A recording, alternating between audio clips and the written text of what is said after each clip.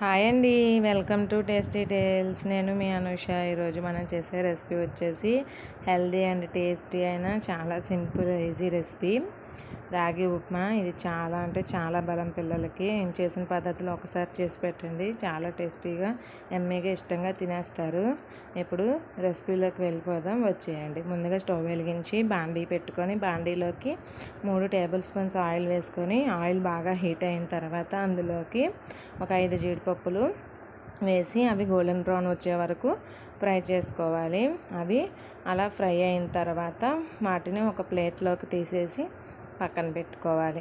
అవి జీడిపప్పులు తీసేసిన తర్వాత అందులోనే ఒక స్పూన్ దాకా పల్లీలు వేసుకొని ఆ పల్లీలు కూడా గోల్డెన్ బ్రౌన్ వచ్చే వరకు ఫ్రై చేసుకోవాలి.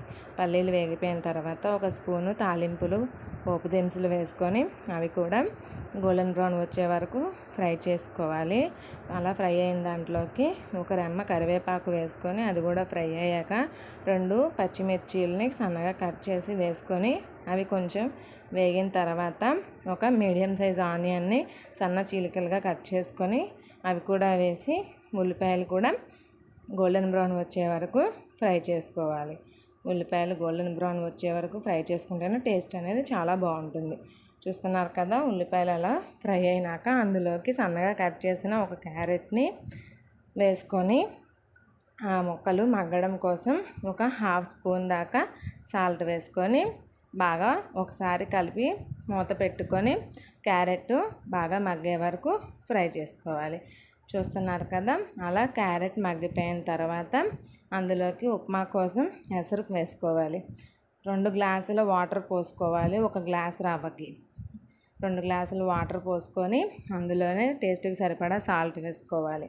ఇక్కడ నేను ఆల్రెడీ ముక్కలు మగ్గడం కోసం హాఫ్ స్పూన్ వేసాను కాబట్టి ఒక ఫుల్ స్పూను సాల్ట్ వేసుకొని ఆ నీళ్ళు అనేవి బాగా బాయిల్ అయిన తర్వాత 2 స్పూన్స్ రాగి పిండిలో ఒక హాఫ్ గ్లాస్ వాటర్ వేసుకొని బాగా మిక్స్ చేసి ఆ వాటర్ని ఆ ఎసరులో పోసి వెంటనే 1 గ్లాస్ దాకా బొంబాయి రవ్వని వేసుకొని ఉండలు లేకుండా మొత్తం కలిసేలాగా కలుపుకోవాలి.